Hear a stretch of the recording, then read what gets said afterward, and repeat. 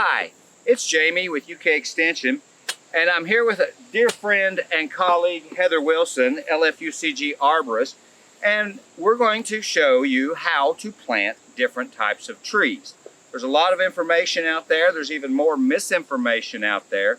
So today we just want to go over the basic premises as well as the pros and cons of each type. We have a small bare root in mulch here we're going to plant. We have some beautiful container pawpaws, and we have a small ball and burlap redbud we're going to put in the ground as well today. So anything you'd like to add before we start digging? I don't think so. Just like Jamie mentioned, we'll go over the pros and cons. There are good and bad for all of them, and no one tree is guaranteed for one situation. Ultimately, it's whatever is easiest for you. Very good.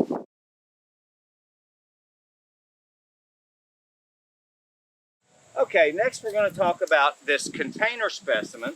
We have a lovely balled and burlap pawpaw. I'd like to see more pawpaws planted in landscapes. They're a little challenging because they can sucker some, but in a large location they're great. We like pawpaw for the fruit aspect as well as these beautiful leaves and the wildlife benefit. So these are nice container grown. This is about a 15-gallon container. And when you're at the nursery looking at trees in containers, some things to be aware of. They should be planted at the proper depth. I'll tip this up a little to see if we can see here. This junction is going to be known as the collar or the root crown. This one has a few small roots coming out at that point. If these were set too deeply or something, you wouldn't see evidence of that. You want to avoid trees that appear to be, and I think I can show you this on our balled and burlap, you want to avoid the ones that look like a pencil stuck in the ground. There should be a noticeable flaring or root at this juncture, and you want that at soil level. The other thing, and nurseries probably wouldn't love this too much, but the root system of a B&B tree is important, and this is near perfect. We have roots growing well rooted into the soil, but we don't have so many circling that they're congested and crowded. Because if these roots had been here for a couple of years and we had larger roots circling, this could be a girdling issue. But even in something like this, by the way, girdling is just where a small root or something is the shape of a container and the tree trunk cannot grow past it at a certain point. It can long-term cause problems. But we would take, even on something like this, and score the root ball. This one's not too bad. Yeah, soil knife would be great. Thanks, Heather. And we would just kind of do this. We're cutting some roots, which is slightly damaging, but the regrowth is going to be in the right direction, and some of these larger roots will benefit from this. Can I just add in there about when we sever these little roots, these are generally the feeder roots, and these are generally ones that trees can reestablish fairly quickly. So although some roots are being severed, it's not the main roots that are really being impacted by that slight scoring on the edges. Well, and you bring me to a point I was just totally overlooking, and that's when do you plant trees? Most people don't realize if you're buying balled and burlap, container stock, they can go in the ground any time of year. It's one of the advantages of container stock. You don't really shock the plant as much. There are some advantages to other methods too, but it's pretty much accepted that fall is one of the better times. You just get a lot of root growth through the winter that you wouldn't get, and by spring you have a slightly more established tree. So another thing I'd caution, well, I'll save that for when we get to the balled and burlap. We're going to talk a little bit about the tree, the hole we're planting into. In our heavier clay soils, it can be beneficial to elevate trees slightly. I've got this almost right at soil level, and I would feel a little better if it were slightly higher because we've been having lots of rainfall. So I'm going to lift up. Heather, if you'd put a little soil back under that. When digging holes, tree roots will penetrate looser soils better than heavy soils. So we don't want a lot of loose soil in the bottom of the hole that can cause settling, because too much of it, the tree will sink some. But try to dig at the exact depth you need, but you cannot dig too large of a hole in terms of width. Because those roots, that looks about perfect, because those roots are going to grow out easier into loosened soil, the wider you dig this, the better it would be. Now, we don't always, it's not practical to dig the whole root system up. That'd be a 60-foot hole. But if you can dig something 6 feet wide but shallow with the part this is sitting on at the proper depth, that's really the best solution. Because all that soil you've taken the time to loosen up will allow roots to enter out into that easily. And Heather, let's talk soil amendments. A lot of misinformation out there. Where do you stand on whether or not we amend soil when planting trees? I don't necessarily recommend amending soil when you plant trees. I think honestly they come in a pretty rich soil usually, or they're in native soil. And so you let them get established in the soil that they will be growing into. Sometimes when you amend that soil right there by the roots, then they kind of just want to stay in that really healthy, really rich amended soil, and they don't really make their way out into the soil that they were going to have to require as they grow larger. And how about you? We should, well, same thing. Now, if I were doing a perennial bed or something like that, there is some merit to adding organic matter. But with trees, I think research has shown it's really better to put them into native soil. And that brings me to another point, I guess you could say a slight disadvantage of container grown stock. It's always in a bark mix. That couldn't be any more different than our native clay soil. So the same thing Heather was describing about the roots trying to stay in that better soil, we sometimes run into a little bit of that where this interface is abrupt, from really loose to heavy. But if we get them planted properly and we've trimmed the roots right, it's usually not too much of a long-term problem. But definitely there's research indicating that balled and burlap trees in native soil, the soil that belongs here in central Kentucky, is the best thing you can possibly do. I wanted to build off a little bit though when you spoke about the best time of year to plant trees. Uh-huh. Fall is wonderful for many reasons, one of them being that the trees are generally about to go dormant. They're not going to feel the need to make food all winter long, so they can focus all of that growth in their roots. We're also generally cooler and a lot moister, so they can generally rebuild their root structure and not focus on trying to grow taller. So that's another good reason to wait till the fall. But I will say there are species out there that definitely prefer a spring planting. So just make sure you do a little research on what you're planting so you know the best time for it. When you say things that prefer spring, I think tulip poplar, some oaks, dogwoods, a lot of fruiting trees, cherries, and things like this are better with spring planting. Well, and oaks are great with winter planting as well. Yes. Whoops. Also, we're not talking B&B trees just yet, but keep in mind when they're dug matters. You can plant a B&B tree out of a gravel bed in summer as long as it was dug while dormant. You could not dig that same tree in the summer and plant it successfully, other than very few exceptions. So we're just getting this filled in.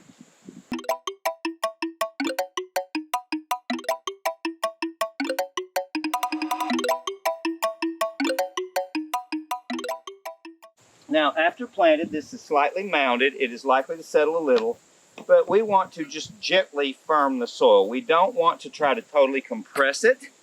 We don't want to squish out the soil and the air mass or air pockets until they're gone.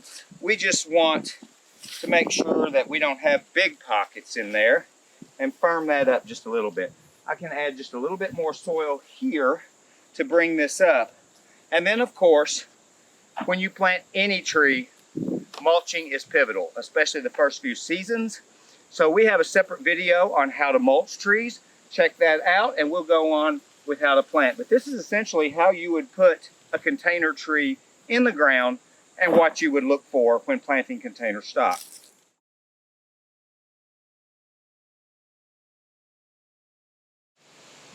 We're back. We've got Kent Flusher, a horticulturist with LFUCG, and a forester with us.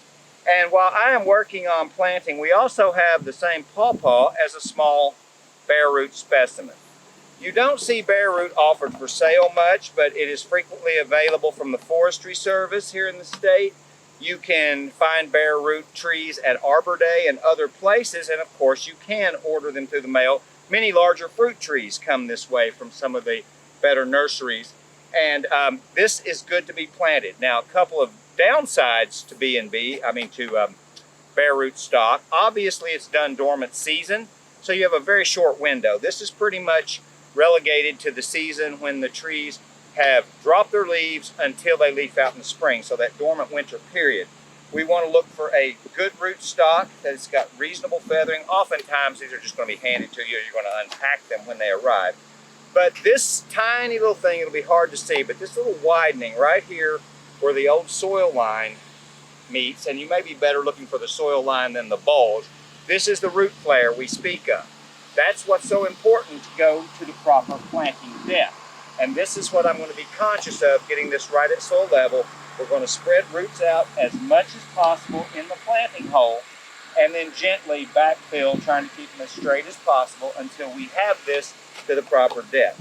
While I'm filling in this hole and getting this little guy adjusted, I'm going to let Kent tell you about some of the fruit and why we're so excited about these native pawpaws. How about These fruit come from an orchard I established at my house. I decided to do a more native orchard with pawpaw. Pawpaw is a very tropical fruit that just happens to occur in eastern United States. It's like custard and banana mix. Very much.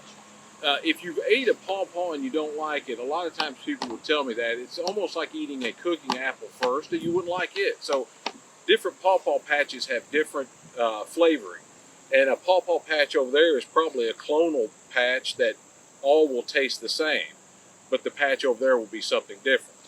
But when you're looking for these, you want to open them up. This one's yellow. They want to be slightly firm, but you want to be able to pinch them, almost like a ripe tomato.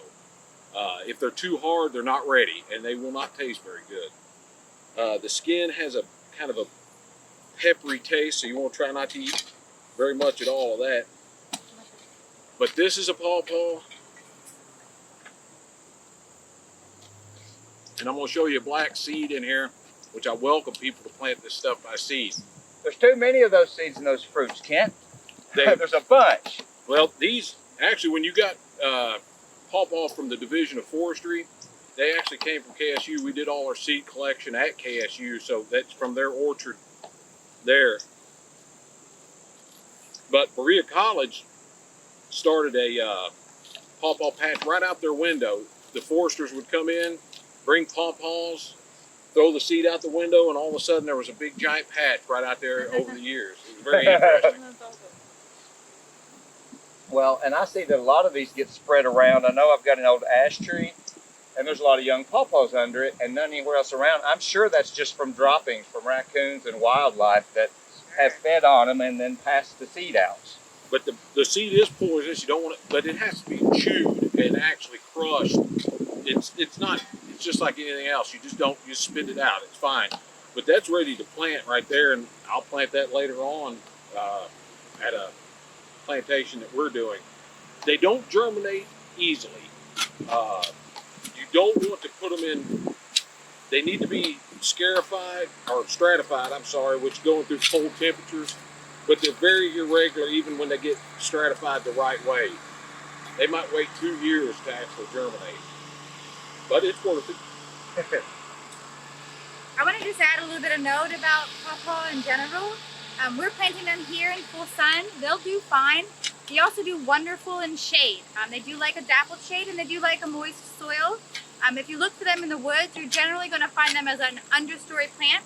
Kent mentioned a minute ago that they are clonal. So that means that one patch of them is basically from the same parent, and they just make many of them that pop up. You do need pawpaw from 2 different patches in order to ever get fruit from those plants. Cross-pollination. Cross-pollination. All right. And they're pollinated by flies, and Yeah. not generally bees. Well, and the flowers are really interesting. I not paid attention They to are. pawpaw flowers as a child, but they're like little black tulips or Yes. something. Yeah, Really they're odd turned upside down, mostly upside down. They're real sensitive to frost. That's why this year we had a beautiful spring with just the right amount of rain and just the right amount of sunshine for pollination to occur. Last year we had 2 or 3 late freezes that really kind of hurt almost a subtropical kind of plant. It was very sensitive to that, so we didn't have a lot of pawpaw production last year. This year is different. That's right. If you're ever out in the woods and you're looking for pawpaw, a couple other things to keep in mind. When there are leaves on, they have very long leaves. You can see in our plants that we planted here, very long. They're kind of soft. They're turning a little bit yellow now. We are late in the season. But during the summer, they are a really nice dark green. If you find one, they have very smooth, what are called entire margins, and they do come to a one and you're curious, you can break off one of those leaves, crush it and smell it, and it smells very much like a green pepper. Another really great characteristic that you'll find specifically during the winter or any other time of the year is they have what is called a naked bud. So they don't have leaf scars on their bud, Bud scales. Bud scales, sorry. They do not have bud scales. So what you'll see is this chocolatey brown, kind of velvety soft, long bud on all along their stem. If you want to take a look in a little bit closer, I'm sure that we can point that out because they are there now that we're getting into the end of the season. All right, and back to our little bare root guy. He's planted at the proper depth. With all of these trees, you're going to really want to apply water. You can overwater, but realistically on a bare root tree or a tree that's entering dormancy, about once a week is correct to water it really well. And then of course, it's several years to establish. So the first 2 or 3 summers, make sure you're watering through dry periods as well, because proper planting and watering are the most critical factors in whether or not that tree will succeed.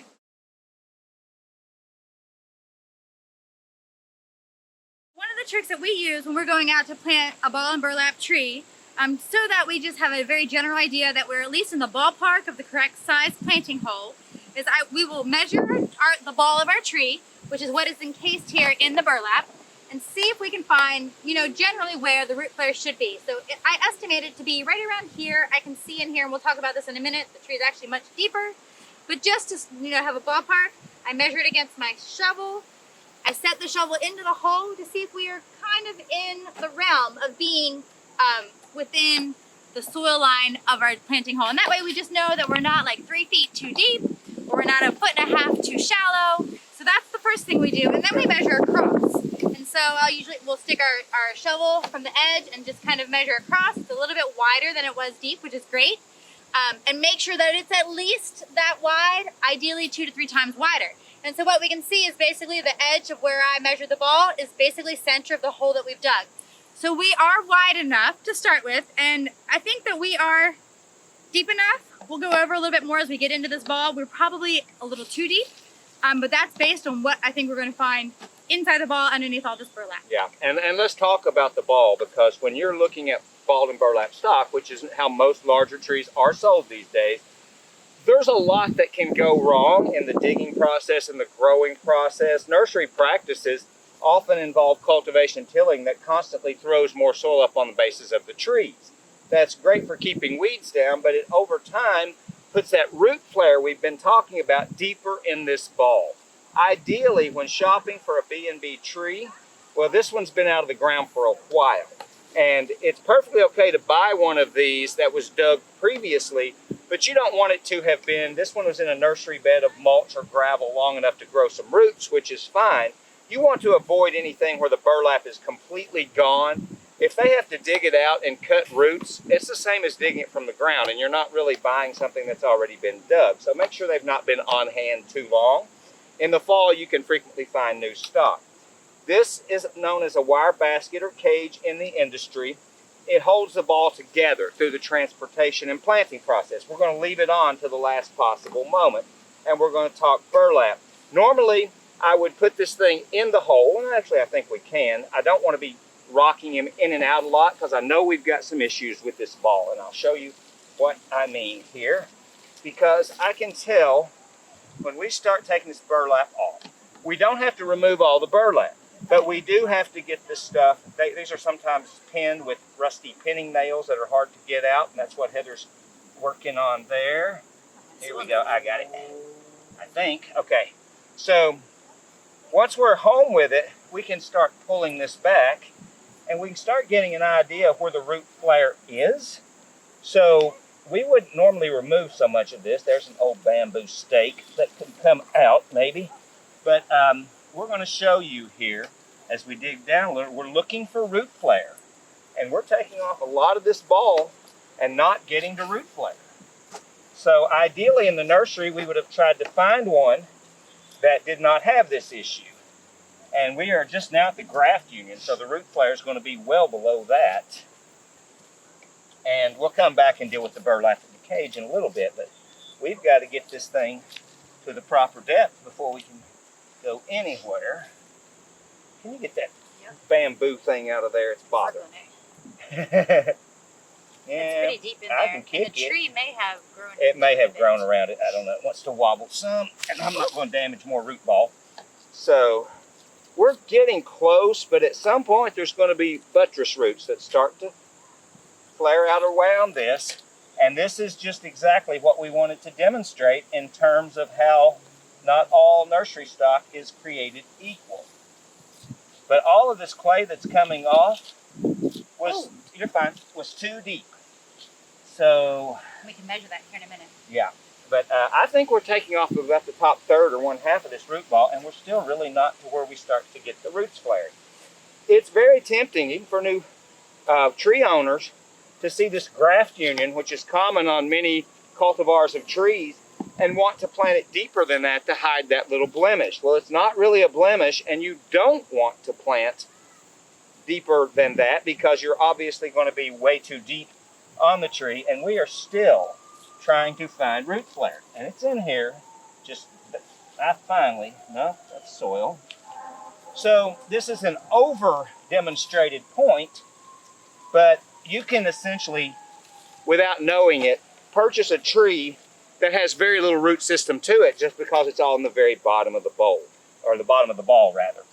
And Heather, I think we're gonna have to go with this. Getting there, but I don't think we're gonna, I've got some little feeder roots. Yeah. So anyway, proper depth in the planting hole. And now that we've done this, I'm gonna have to do some backfill because our hole is now too deep. Well, I think once we lift this a little bit and take the basket off, Yes. this soil will be Now, back to the burlapping basket. Let's do that. What we want the basket to do is keep the tree from falling apart, the root ball. So we can take the burlap off the top. That'll probably just peel off from being rotted. And then once we've got this thing at the right depth, we're going to just cut the top of the basket off, because some of these holes can cause girdling in their own right, but it doesn't have to come off the whole root ball, especially if you are concerned about it, the root ball being unsteady once the basket's removed. So I'm going to start flipping some soil under this, trying to get our depth up.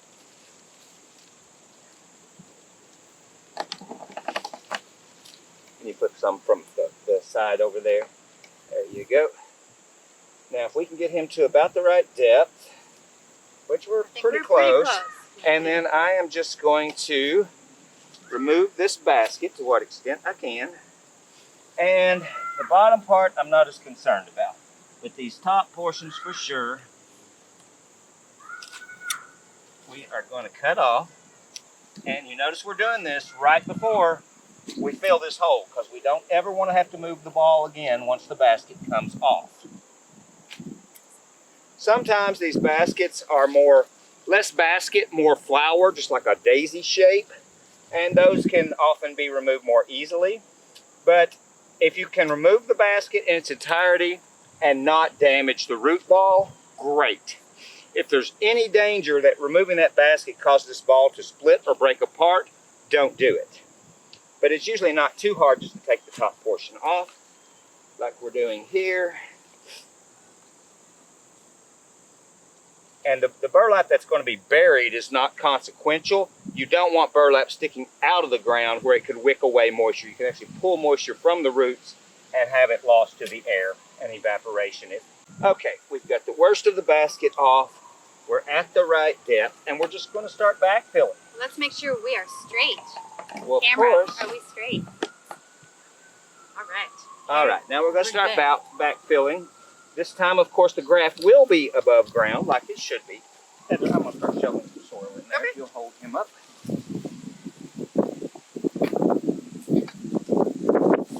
Another tip for you, if you're doing this in your lawn or something, you may want to throw down a tarp just to keep all the soil on it and not mess up the surrounding lawn. It's also a great way, you can lay sod off to the side, that sort of stuff. Where we're doing this planting essentially in a more natural area, we're not as concerned about the sod. We're not as concerned about the actual aesthetics per se. We want it to survive and grow.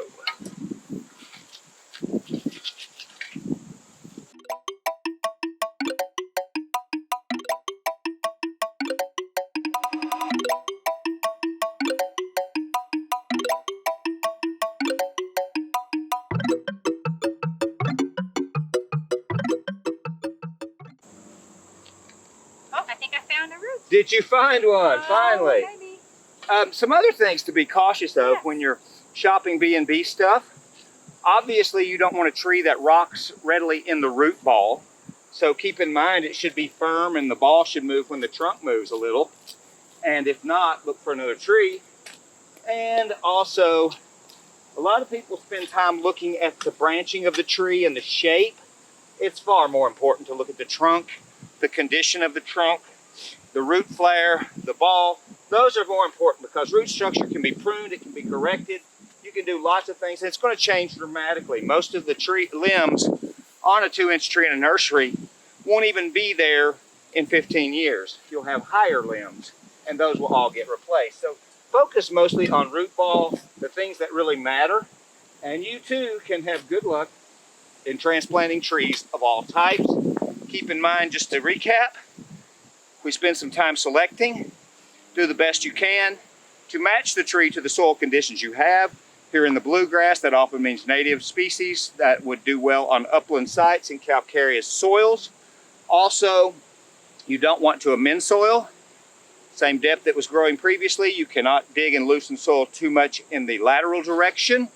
We plant them same depth, we mulch heavily, and we keep them well watered for the first several seasons. And that's really about all there is. Fertilization is not necessary. If you're already feeding your lawn, you're feeding everything on your property for the most part anyway. So, tree planting, we hope we've cleared up some misinformation, made it a little simpler, and explained why we do things the way we do. And this is how we plant trees. Heather, anything that you'd like to add to what we've said here today? The only thing I'll add is when you're looking at that tree in the nursery, Jamie spent good time talking about your root flare, which is probably your most important thing. Make sure your trunk doesn't have any damage to it, because that can happen sometimes in the digging or the moving of trees from a nursery to a retailer. So just make sure you've got a nice trunk. Doesn't matter if it's slightly off center, they will fix that as they grow because trees grow to the side. So, but make sure that there's no scars, no damage, no sunken areas, no areas that you think are going to be a problem for your tree as it grows. Thanks for joining us. This is Tree Planting. Give us a call if you have any questions.